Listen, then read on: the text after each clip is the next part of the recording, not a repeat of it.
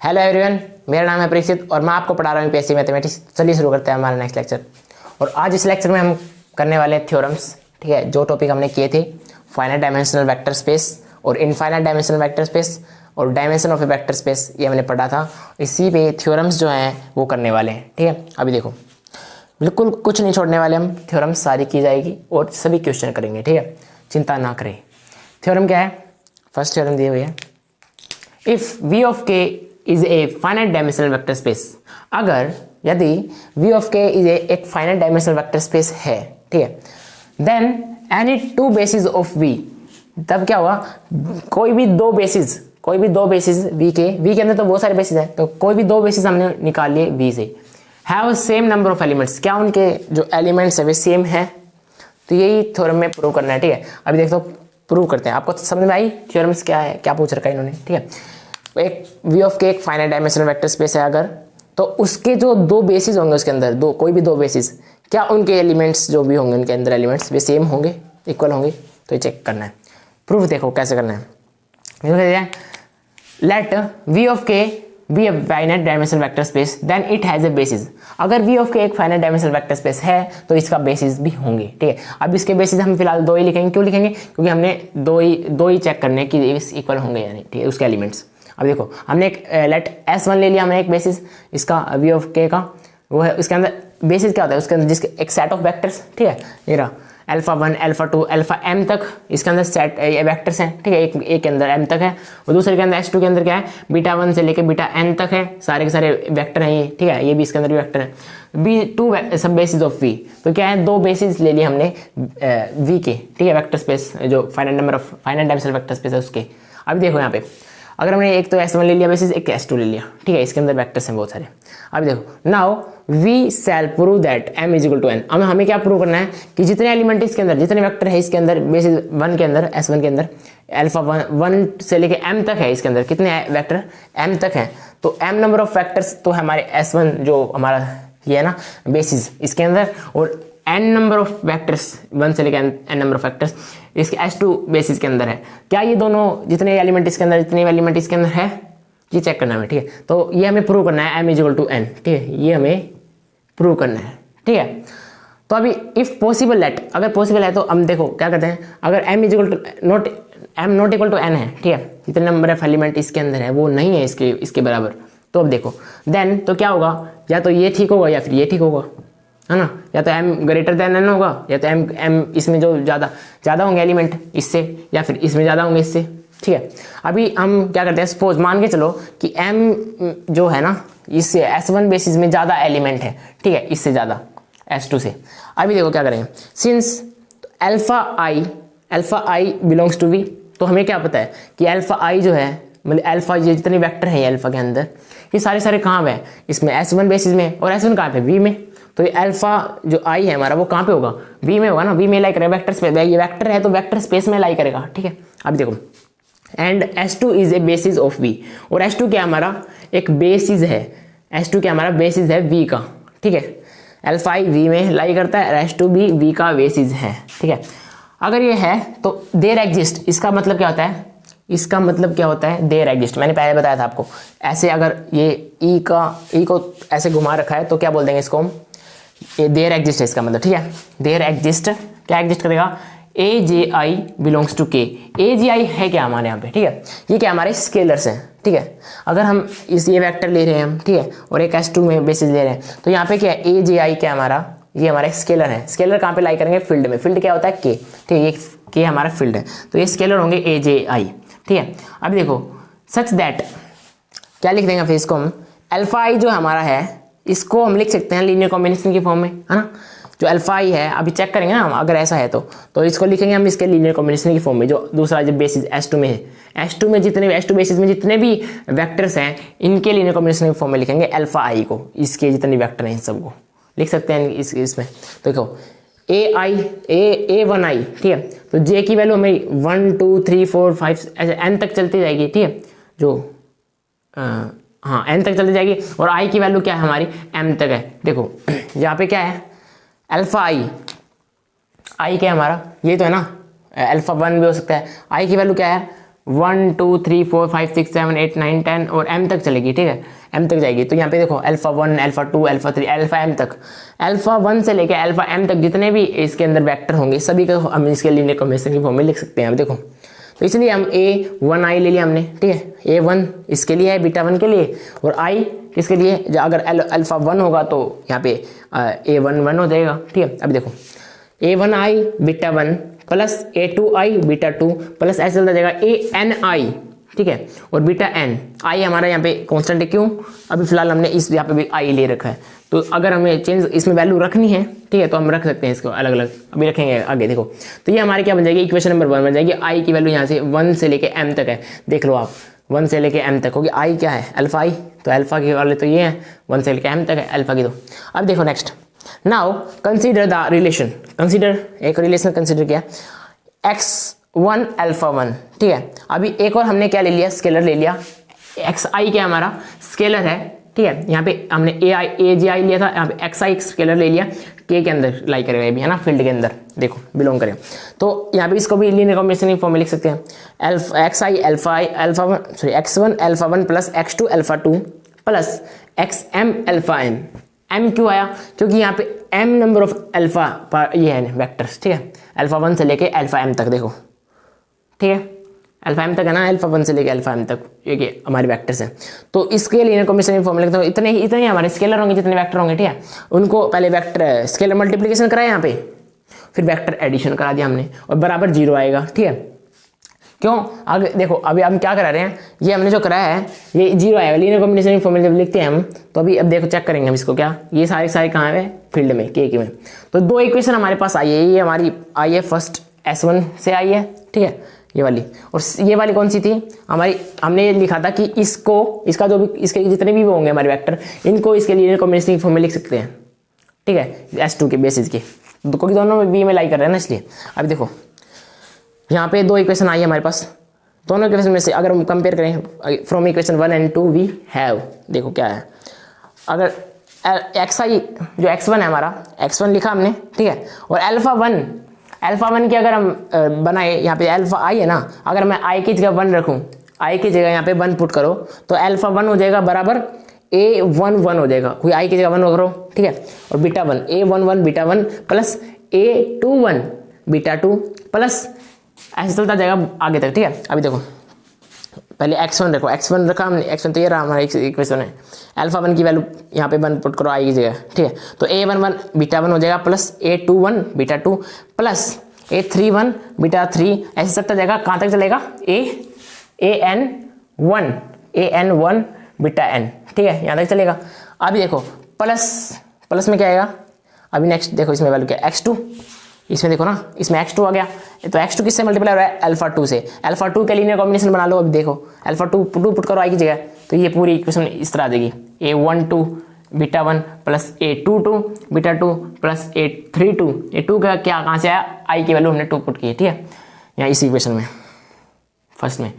अभी देखो तो ऐसे चलता जाएगा an2 बीटा n, अब प्लस आगे तक चलेगा, देखो यहाँ पे क्या है, प्लस चलेगा आगे तक, और xm अल्फा m। अभी देखो xm अल्फा m कितना होगा, अगर i की जगह मैं m पुट करूंगा तो क्या आएगा, a1m beta 1 plus a2m beta 2 plus ऐसे चलता जाएगा anm beta n equals to 0 है ना, ये ना 0 इक्वल टू, तो ये ऐसे होगा। यहाँ तक समझ में आया, नहीं आया तो फिर से आप रिपीट करके देख सकते हो वीडियो को, ठीक है। अभी यहाँ तक अगर आपने नोट नहीं किया है तो इसको नोट करो पहले, फिर आगे बढ़ते हैं। आगे देखो ये क्या है, इसमें क्या करना है, हमने जो यहाँ तक किया था उसके बाद क्या करना है, x1 जो अंदर मल्टीप्लाई कर दो, इसके अंदर x1 x2 x सारे अंदर मल्टीप्लाई कर दो, ठीक है, x1 x2 xm तक, ठीक है, जितने भी हैं सब में, तो अंदर मल्टीप्लाई करने के बाद ये आ जाएगी हमारी इक्वेशन, ठीक है, इक्वेशन नंबर 3, ठीक है। अभी क्या करना है, सिंस बीटा 1 बीटा 2 और बीटा n तक जितने भी हैं आर लीनियर इंडिपेंडेंट होंगे, ठीक है, लीनियर इंडिपेंडेंट होंगे यहाँ पे ये सभी के सभी, ठीक है, पता है लीनियर इंडिपेंडेंट की कंडीशन, क्योंकि ये सभी के सभी क्या होंगे, इक्वल टू 0 हो जाएंगे और लीनियर इंडिपेंडेंट हो जाएगा ये पूरा वेक्टर जो हमारे स्केलर्स होते हैं, ठीक है।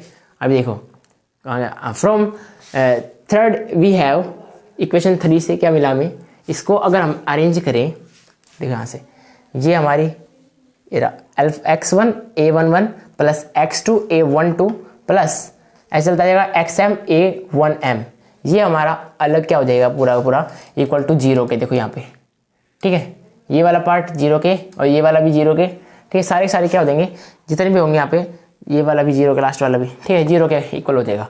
तो ये हमारी इक्वेशंस बन के आई हैं, ठीक है, कितनी ये इक्वेशन जो बनी है हमारी, ठीक है, यहाँ से लेके यहाँ तक ये बनी है हमारी, देखो n नंबर ऑफ इक्वेशन बनी है, ठीक है, और इनको अगर हम रीअरेंज कर देंगे, देखो यहाँ पे एक ये जो इक्वेशन नंबर 4 आ जाएगी, इसको ऐसे, अभी इस ये हमारे कोफिशिएंट है वे आगे होने चाहिए, ठीक है, हमारा जो स्टैंडर्ड है लिखने का, हम होमोजेनियस इक्वेशन, कौन सी इक्वेशन है, होमोजेनियस इक्वेशन, देखो 0 जिसके लास्ट में 0 हो, इक्वल में 0 हो, वो कौन सी इक्वेशन होती है, होमोजेनियस लीनियर इक्वेशन होती है, ठीक है।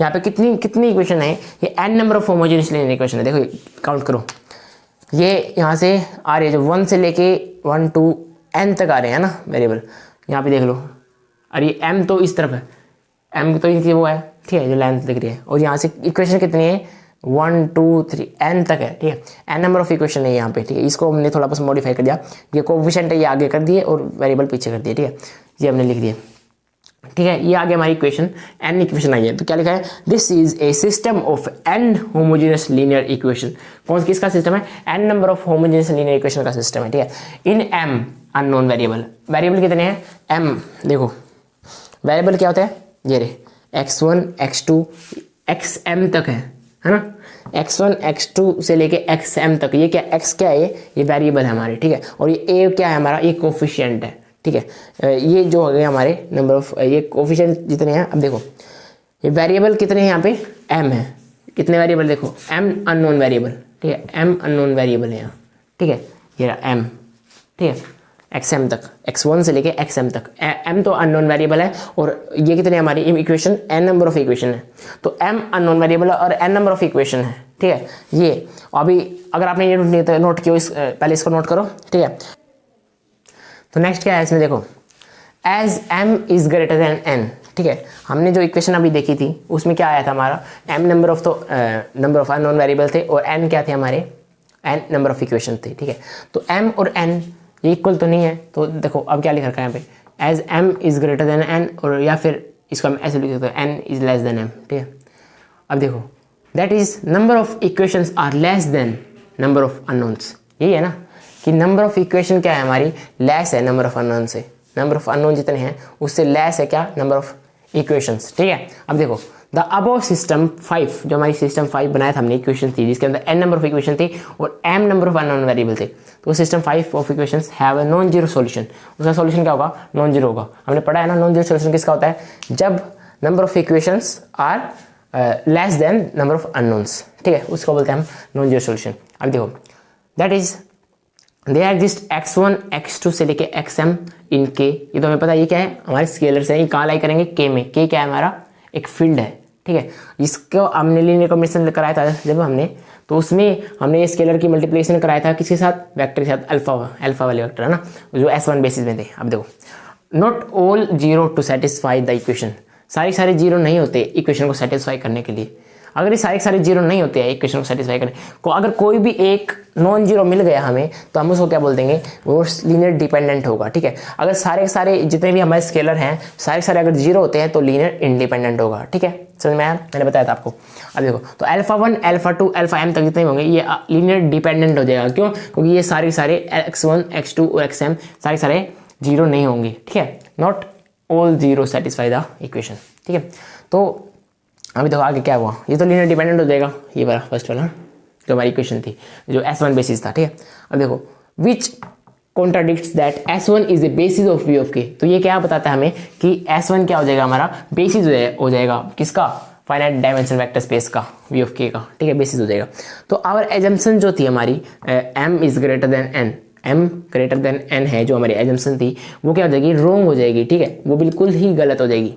तो अगर ये गलत हो जाएगी तो सिमिलरली गलत हो जाएगा, हम इसको ऐसे लिख देंगे, और सिमिलरली अगर गलत होते तो हमारी लेस देन वाली भी गलत होगी, ठीक है, कि n ये भी इससे ग्रेटर नहीं हो सकता m से, तो हमारा क्या आएगा लास्ट में प्रूफ क्या हो जाएगा हमारा कि m हमारा क्या हो जाएगा, इक्वल हो जाएगा n के बराबर, ठीक है, m क्या है हमारा नंबर ऑफ अननोन्स और n क्या है हमारा नंबर ऑफ इक्वेशंस कितनी है, वो इक्वल हो जाएंगे, ठीक है। अब देखो आगे क्या होगा, अगर ऐसा होता है तो देखो any two basis of a finite dimensional vector space, finite dimensional vector space के कोई भी दो बेसिस जो होंगे क्या हो जाएंगे फिर वे वी ऑफ के have the same number of elements, तो उनके एलिमेंट्स क्या हो जाएंगे, सेम हो जाएंगे, क्योंकि m number of elements S1 basis में थे, n नंबर ऑफ एलिमेंट्स किस में थे, S2 बेसिस में, तो दोनों के एलिमेंट्स क्या हो गए, इक्वल हो गए, तो हमारा ये क्या होगा, प्रूव हो गया। ठीक है, ये क्या हो गया हमारा, हैंस प्रूव्ड, थ्योरम का प्रूव हो गया ना हमारा। तो ये हमारा इसमें प्रूव था, ये हमने एक थ्योरम देखी है। अभी एक थ्योरम और देखते हैं, इसको पहले नोट करो अगर आपने नोट नहीं किया तो। अब हम करने वाले हैं एक्सटेंशन थ्योरम। ठीक है, एक्सटेंशन थ्योरम जो है हमारी मोस्ट इंपॉर्टेंट है। ठीक है, इसको करो। इसमें क्या है, every finite linearly independent subset of a finite dimensional vector space V over K. ठीक है, मतलब कि क्या कर रहे हैं, जितने भी फाइनाइट लीनियर इंडिपेंडेंट सबसेट हैं, ठीक है, किसके अंदर, फाइनाइट डायमेंशनल वेक्टर स्पेस में, जो कि फील्ड के ऊपर है। वेक्टर स्पेस कहाँ होता है, फील्ड के ऊपर। ठीक है, जो फाइनाइट डायमेंशनल वेक्टर स्पेस कहाँ होगा, वो भी फील्ड के ऊपर होगा। के क्या है, हमारी फील्ड। ठीक है, उसके ऊपर एक finite number of finite dimensional vector space है, और उसके अंदर क्या होंगे, finite every finite linearly independent subset, finite linearly independent subset होंगे उसके अंदर। ठीक है, तो क्या कह रहा है, उसको क्या कह रहा है, can be extended to form a basis of V, उसको एक्सटेंड किया जा सकता है बेसिस फॉर्म करने के लिए वी का। वी क्या है, वेक्टर स्पेस का कोई भी बेसिस फॉर्म करने के लिए। ठीक है, एक्सटेंड किया जाएगा।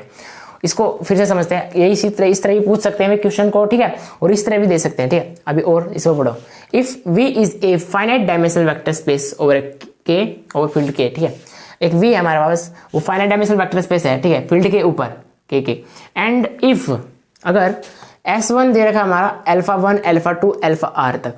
ठीक है, एक S1 दे रखा है, उसके अंदर जो वेक्टर्स है हमारे R तक है। ठीक है, 1 से लेके R तक, is any linear independent set of vectors in we.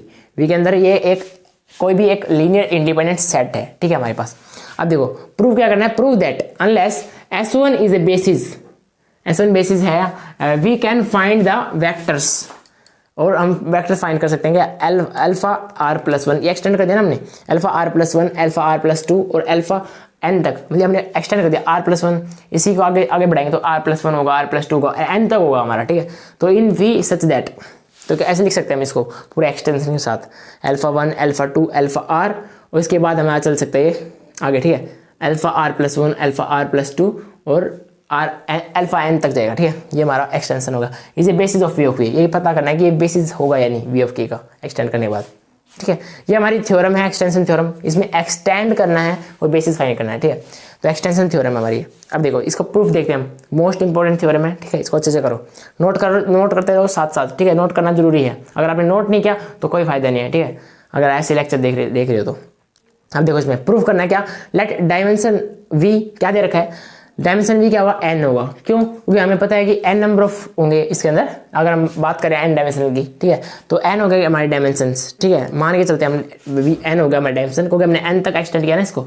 तो अब देखो n हमारी डायमेंशन होगी, then n is the maximum number of linear independent. n क्या होगा, हमारा maximum number of linear independent subset होगा। ठीक है, मतलब कि सबसे मैक्सिमम होगा इसका, देखो n तक ही होगा, मतलब एक्सटेंड जो होगा इसके अंदर लीनियर इंडिपेंडेंट सबसेट है, मैक्सिमम नंबर ऑफ। ठीक है, vectors in any subset of V, किसी भी सबसेट वी में। ठीक है, अब देखो सिंस S1 हमारा दे रखा क्या, इसमें देखो ये दे रखा ये रहा। ठीक है, अल्फा 1 अल्फा 2 और अल्फा आर तक। ठीक है, ये S1 दे रखा हमारा एक सबसेट। ठीक है, in any linear independent set of vectors in V. ठीक है, ये क्या हमारा लीनियर इंडिपेंडेंट सेट है, और किसका, वेक्टर्स वी का।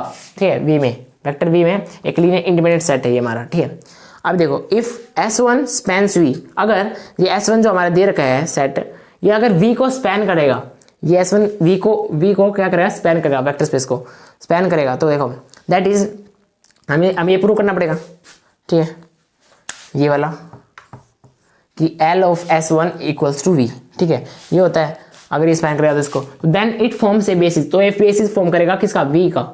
ठीक है, तो यहाँ पे R क्या है हमारा, R n है। ठीक है, यहाँ पे R क्या है जो भी उधर है, R बराबर n होगा।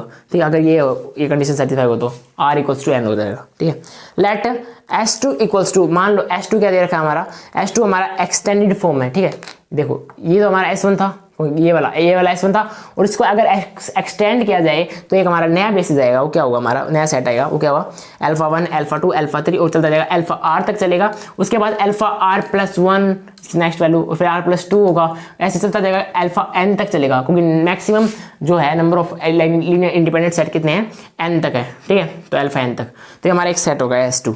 तो be the maximal linear independent, ये कौन सा है, maximal linear independent subset of V का maximal in linear independent subset है, ठीक है। अब देखो, इफ वी प्रूव दैट, अगर हम प्रूव करें क्या लीनियर ये स्पैन कर रहा है कि S2 स्पैन कर रहा है V को, ये प्रूव करें तो क्या लिखेंगे हम, LS2 equals to V, then S2 is a basis of V, तब S2 हो जाएगा हमारा बेसिस V का, ठीक है।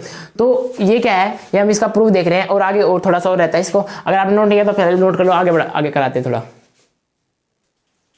तो नेक्स्ट क्या है इसमें, देखो यहाँ पे हमने प्रूव करना था ना, लीनियर स्पैन S2 कर रहा है V को, ठीक है। अब देखो, let alpha belongs to V, alpha belongs कहाँ कर रहा है, V में बिलोंग करेगा, कोई वेक्टर है, देन T एक हमारा सेट है, इक्वल्स टू क्या हो जाएगा, अल्फा 1 अल्फा 2 और अल्फा r तक, फिर अल्फा r+1 एक नया सेट बनाया हमने, ठीक है, इसमें अल्फा r+1, ठीक है, इससे भी ज़्यादा r+2 होगा, ऐसे ही चलते अल्फा n तक चलेगा, ठीक है, अल्फा n तक जाएगा। उसके बाद ये तो हमने देखा था S2 में था, यहाँ तक तो S2 में था ना, अभी हमने नया सेट बनाया है T, इसमें क्या होगा, अल्फा एक और ऐड के लिए हमने एक अल्फा, ठीक है, वेक्टर, ठीक है, यहाँ पे, तो ये सेट क्या हुआ, इसमें क्या हुआ, विच कंटेन्स n+1, ये कहाँ तक एक्सटेंड हुआ, n+1 से, ठीक है, n+1 तक एक और ऐड हो गया इसके अंदर, ठीक है। तो ये क्या है, ग्रेटर देन n होगा, ठीक है, n से बड़ा होगा ना ये n+1, ये वाला जो वेरिएबल है, जो ये वाला जो वेक्टर है हमारा, n से ज़्यादा n+1 होगा, ठीक है। अब देखो, तो it must be linear dependent, जिसको लीनियर डिपेंडेंट होना चाहिए, ठीक है। अभी देखो यहाँ पे क्या होगा, देयर एग्जिस्ट, ये साइन के चीज का देयर एग्जिस्ट का, ठीक है, तो there exist at least 1 non zero scalar, तो यहाँ पे अगर ये ऐसा है तो यहाँ पे एटलीस्ट 1 नॉन जीरो स्केलर भी एग्जिस्ट करेगा, ठीक है। कौन कौन सा, A1 A2 A3, ठीक है, चलेगा, आगे कहाँ तक चलेगा, AN तक चलेगा, ठीक है, AN तक चले, यहाँ से देखो A1 से लेके AN तक चलेगा, स्केलर भी तो होगा ना, जितने वेक्टर होंगे, और फिर एक्स्ट्रा हमारा क्या चला था, अल्फा n+1 ऐड हुआ था, तो ऐसे ही अल्फा ऐड हुआ था ना, तो यहाँ पे A ऐड हो जाएगा एक एक्स्ट्रा, ठीक है। ये भी कहाँ बिलोंग करेंगे, ये फील्ड में बिलोंग करेंगे, K में, जितने वेक्टर होते हैं हमारे उतने ही स्केलर होंगे, तभी तो हमारा जब हम कराएंगे वेक्टर स्केलर मल्टीप्लिकेशन और वेक्टर एडिशन कराते हैं, तो ठीक है, इसमें तो इतने होंगे हमारे, ठीक है। अभी देखो, सच दैट, अभी कराएंगे हम स्केलर मल्टीप्लिकेशन और वेक्टर एडिशन। देखो A1 अल्फा 1 के साथ A1 हो गया मल्टीप्लिकेशन, ठीक है, स्केलर मल्टीप्लिकेशन हो रहा है ना यहाँ पे, A2 alpha 2 plus AR alpha R यहाँ पे, ठीक है, वहाँ पे अभी प्लस AN अल्फा n तक चलेगा, AN अल्फा n तक चलेगा, फिर प्लस में अल्फा है यहाँ पे A है, A अल्फा हो जाएगा इक्वल्स टू 0। ये हमने लीनियर कॉम्बिनेशन में कर दिया इसको, ठीक है। लीनियर डिपेंडेंट है ना, लीनियर डिपेंडेंट का क्या होता है हमारा, मैं बताया था, यहाँ पे लिखेंगे इसको स्केलर मल्टीप्लिकेशन और वेक्टर एडिशन करके बराबर 0 होगा, ठीक है, ये हमारा लीनियर डिपेंडेंट की इक्वेशन होती है, ठीक है। तो हमारी इक्वेशन फर्स्ट आ गई ऐसे। अभी देखो, इफ पॉसिबल लेट, अगर पॉसिबल है तो मान लो कि A अगर 0 है, ये हमारा A क्या है, अगर A 0 हो जाता है हमारा, तो क्या होगा, then A1 alpha 1 plus A2 alpha 2 plus AN alpha n equals to 0 हो जाएगा। A हमारा 0 होगा तो गायब हो जाएगा, ठीक है। अब देखो यहाँ पे क्या हो जाएगा, A1 equals to A2 equals to AN equals to सारे क्या हो जाएंगे, 0 हो जाएंगे। अगर ये सारे के सारे 0 हो रहे हैं हमारे, ये जितने भी स्केलर हैं, तो ये क्या हो जाएगा हमारा, S2 is a linear independent. मैंने क्या बताया था, अगर सारे के सारे हमारे स्केलर अगर 0 हो रहे हैं तो क्या हो जाएगा हमारा, S2 हमारा लीनियर इंडिपेंडेंट हो जाएगा, ठीक है, इंडिपेंडेंट होगा, ठीक है।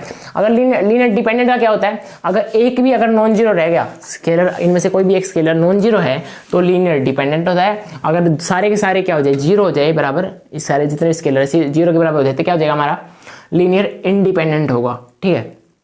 अब देखो, तो A1 इक्वल्स, ये तो हमारा था कौन सा, A1 से लेके AN तक, जहाँ पे क्या हो रहा था हमारा, A हमारा 0 मान के चले थे हम, ठीक है। अगर A अगर 0 नहीं है फिलहाल, देखो अभी सारे के सारे भी तो 0 होंगे ना फिर भी। अब देखो A1 equals to A2 equals to A3 equals to सारे के सारे, अभी यहाँ पे 0 आता ना हमारा, तो 0 इसमें लिख लो, लिखने की जरूरत नहीं अलग से। अब देखो AN equals to A equals to 0, सारे के सारे इक्वल हैं खुद में भी और इक्वल्स टू 0 हैं, 0 के बराबर। तो ये सारे सारे अगर 0 हो रहे हैं, ठीक है। अब देखो, which is contradiction to T, ये T में कॉन्ट्राडिक्शन है कि इज ए लीनियर डिपेंडेंट, तो लीनियर डिपेंडेंट ये कॉन्ट्राडिक्शन था, तो अब यहाँ पे क्या होगा, A is not equal to 0, ठीक है। ये तो हमारा मतलब एक अब आज था हमें क्या कि ये लीनियर डिपेंडेंट है। अभी देखो यहाँ पे पता क्या है, ये हमारा a नॉट इक्वल टू 0 होगा, ठीक है, ये हमारा नॉट इक्वल टू 0 होगा। तो देखो फर्स्ट इक्वेशन कौन सी है, ये वाली फर्स्ट इक्वेशन है, ठीक है। ये इसमें से हम अगर करेंगे तो क्या हो गया, ए अल्फा, ठीक है, ये ए अल्फा जो है हमारा, ठीक है, ये इसको हम लिख सकते हैं, इसको अगर मैं परली तरफ ले जाऊँ 0, उससे इसको बाहर ले जाओ इस तरफ, इक्वल के परली तरफ, ठीक है, तो ये 0 माइनस ए अल्फा हो जाएगा, और माइनस इस तरफ ले आओ, कॉमन निकालो, ठीक है। तो ए अल्फा इज इक्वल टू क्या हो जाएगा, माइनस ऑफ जितना भी था ये सारा बच गया इस तरफ फर्स्ट इक्वेशन में, a1 alpha 1 plus a2 alpha 2 plus an alpha n तक, ठीक है, सारा का सारा। तो ये हमारा आ गया। अभी देखो यहाँ पे क्या हो जाएगा, a अगर यहाँ पे मल्टीप्लाई में हो रहा है इसके साथ, उस तरफ जाकर डिवाइड में हो जाएगा, हर एक के साथ डिवाइड होगा, ठीक है। अब देखो alpha equals to minus a1 by a, ये कोफिशिएंट हमने बाहर निकाल लिया, कॉन्स्टेंट जो स्केलर था हमारे बाहर निकाल लिया, और अल्फा 1 से मल्टीप्लाई हो रहा है, ठीक है। ये हमारा स्केलर मल्टीप्लिकेशन हो रहा है, यहाँ पे भी स्केलर मल्टीप्लिकेशन हो रहा है, यहाँ पे भी स्केलर मल्टीप्लिकेशन हो रहा है, ठीक है, और फैक्टर एडिशन हो रहा है। अभी देखो अल्फा को हमने इसके लीनियर कॉम्बिनेशन की टर्म्स में लिख दिया ना। यहाँ पे क्या है, ये यहाँ पे स्केलर ही तो है ना, जरूर थोड़ा ना कि a1 ही होगा, तो यहाँ पे a1 बाई a, ये भी तो स्केलर ही है ना, ये माइनस a1 बाई a, तो ये स्केलर ही है हमारे, ठीक है, और वेक्टर के साथ एडिशन हो रहा है, स्केलर मल्टीप्लिकेशन और वेक्टर एडिशन हो रहा है यहाँ पे, और अल्फा को हम इसके लीनियर कॉम्बिनेशन की फॉर्म में लिख पा रहे हैं, ठीक है। तो यहाँ पे देख क्या हो जाएगा, इसका मतलब क्या हो रहा है, S2 स्पैन कर रहा है L को, L को S2 स्पैन कर रहा है B को, ठीक है, तो L ऑफ S2 हो जाएगा, ठीक है, ये इक्वल हो जाएगा ये। तो अब देखो V क्या हो जाएगा, सबसेट हो जाएगा किसका, L ऑफ S2 का, ठीक है, जो स्पैन कर रहा है S2 V को, उसका सबसेट क्या हो जाएगा V, ठीक है। अब देखो ये क्वेश्चन नंबर 3 आई। अब देखो we know that L of S2 is a subset of V, ये तो हमें पता है कि, ये तो हमें पहले से पता है ना कि एक S2 वेक्टर स्पेस है, उसका एक सबसेट होगा क्या, L ऑफ S2, एक S2 जो है हमने सबसेट लिया था, ये उसका सबसेट है, ये तो हमें पता है पहले से, उसका इसी का पार्ट होगा। बट यहाँ से हमें क्या मिला है कि जो L ऑफ S2 है उसका सबसेट V है, तो इसका मतलब तो दोनों क्या होंगे, इक्वल होंगे, ठीक है, दोनों क्या होंगे, equal. From 3rd and 4th equation से क्या मिल रहा है हमें, V equals to L of S2। हम बहुत सारे क्वेश्चन कर चुके हैं ऐसे, तो हम तो अभी फिलहाल थ्योरम कर रहे हैं इसी बेस पे, ठीक है। तो हमें पता है कि हमने ये तो प्रूव किया है कि ये इसका सबसेट हो गया, ठीक है, और ये हमें पहले से पता था कि V का एक पार्ट है, ये दोनों ही एक दूसरे के पार्ट है, तो इसका मतलब दोनों इक्वल होंगे, ना तो एक दूसरे से बड़े होंगे, ठीक है, ना ही छोटे होंगे, दोनों इक्वल आ गए। तो V equals to L of S2, ठीक है। तो S2 is a subspace of V of K, तो आ गया ना हमारा कि S2 क्या आ गया हमारा बेसिस आ गया, S2 is a basis of V of K। S2 क्या आ गया हमारा वेक्टर स्पेस, जो V था हमारा, कौन सा, finite dimensional vector space V था, उसका क्या था, ये हमारा S2 बेसिस आ गया, ठीक है, बेसिस है, ठीक है। तो ये हमने प्रूव किया है ये पूरी इसको, क्योंकि एक्सटेंड करके भी हमने पता लगा सकते हैं कि हम निकाल सकते हैं, यानी हमारा S1 था जो कि एक्सटेंडेड फॉर्म में नहीं था, उसको हमने एक्सटेंड किया, ठीक है, S2 जो हमारा आया वो हमारा बेसिस होगा, ठीक है, V ऑफ K का, हमने प्रूव करके दिखाया आपको। अगर आपको समझ में नहीं आया फिर से रिपीट करके देख सकते हो। बाकी आज इस वीडियो में बस इतना ही बताऊंगा मैं आपको, ठीक है। तो अगर आपने अभी तक चैनल सब्सक्राइब नहीं किया तो सब्सक्राइब करो, और जितने ज़्यादा बच्चे हो सकते हो उतने ज़्यादा जुड़ो ग्रुप में, जो टेलीग्राम ग्रुप है हमारा उसमें भी जुड़ो। तो मिलते हैं हमारे नेक्स्ट वीडियो में, तब तक के लिए बाय बाय दोस्तों।